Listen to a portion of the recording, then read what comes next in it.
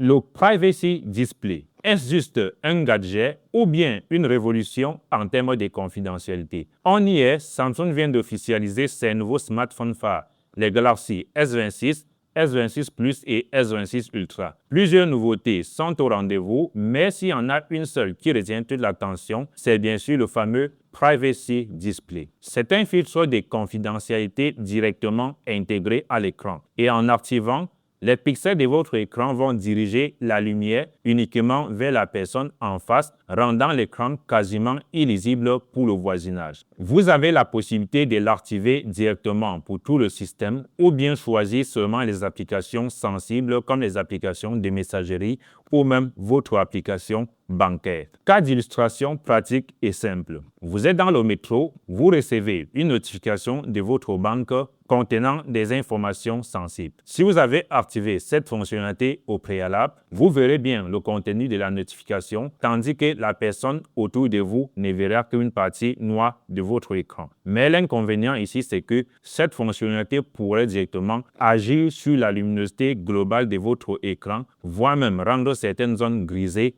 même pour vous qui êtes directement en face. Donc, vous l'aurez compris, cette fonctionnalité peut s'ajuster dans plusieurs cas d'utilisation, mais il est important de souligner que malheureusement pour certaines, c'est une fonctionnalité qui est exclusive au modèle S26 Ultra. Pour le design, on va clairement dire que Samsung ne réinvente pas la roue, mais il continue de peaufiner son smartphone au fil des années. Et je dois l'avouer, je trouve le Galaxy S26 Ultra beaucoup plus raffiné que son prédécesseur. On passe de 8,2 mm d'épaisseur sur les S25 Ultra à 7,9 mm sur les S26 pour un poids de 214 grammes. Pour le matériau, tout de même comme Apple sur les iPhone 17, Samsung abandonne le titane et retourne sur l'aluminium qui gère mieux la dissipation de la chaleur. Oubliez également les coins presque carrés sur les S24 et S25. Les Galaxy S26 auront les coins plus arrondis qui rendent le téléphone beaucoup plus agréable à tenir. Les nouveaux coloris incluent le noir, le blanc, le bleu ciel et aussi le violet cobalt. Alors, le design c'est bien beau, mais qu'est-ce qu'on a sous le capot?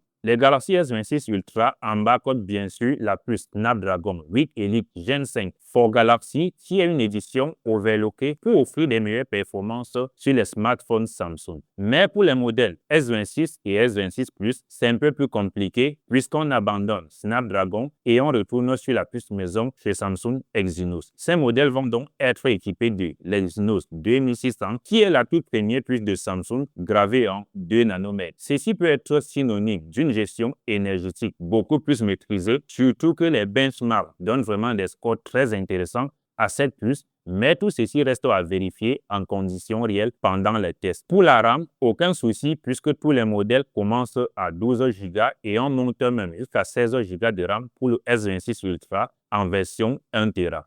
Et s'il y a un point sur lequel il ne faut jamais s'inquiéter quand il s'agit de Samsung, c'est bien sûr les écrans. On a toujours les dalles AMOLED, aussi excellents, très lumineux, mais surtout avec cet anti-reflet exceptionnel.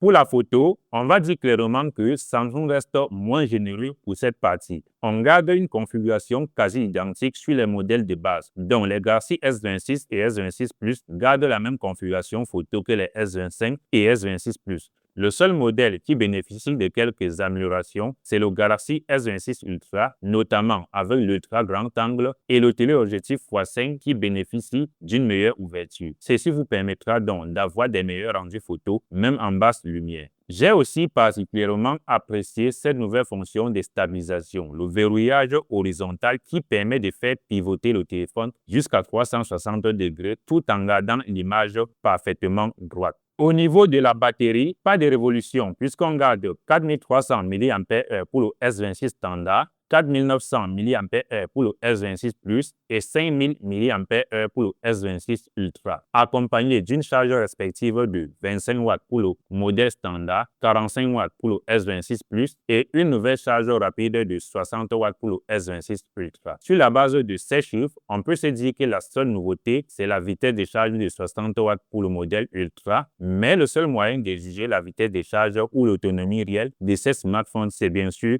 lors des tests. Pour les prix, préparez votre portefeuille puisque je vous assure, ça pique. Le Galaxy S26 standard commence à 999 €, soit une augmentation de 40 €. Le S26 Plus, quant à lui, dans sa version standard, donc 256 Go, commence à 1269 €, soit une augmentation de 100 €. Bonne nouvelle, le Galaxy S26 Ultra, dans sa version standard, donc 256 Go, ne subit aucune augmentation et commence à 1400 €. Par contre, si vous voulez un stockage un peu plus élevé, là, les prix commencent à augmenter. Bref, je vais vous mettre la grille des prix quelque part là pour que vous vous rendiez compte à quel point on a subi les augmentations. Mais Samsung, de son côté, justifie ce prix par le fait que ces smartphones commencent maintenant à 256 Go. Du coup, on n'a plus la version standard à 128 Go. Mais on sait aussi que tout ceci est dû à la crise de la RAM qui coûte assez cher pour les fabricants. Eh bien, voilà pour tout ce que vous devez savoir sur cette Galaxy S26. Vous l'avez bien remarqué, je vous ai fait cette vidéo sans forcément parler de l'intelligence artificielle qui est pourtant un axe majeur des smartphones Samsung avec Galaxy AI. Je vous présenterai les fonctionnalités liées à l'intelligence artificielle dans une vidéo séparée. Donc, n'hésitez pas à vous abonner pour ne pas manquer cette vidéo au moment venu. Et vous, qu'est-ce que vous pensez de cette nouvelle gamme? Est-ce que vous trouvez que Samsung a répondu aux attentes des nombreux utilisateurs? Quel modèle vous fait particulièrement de l'œil?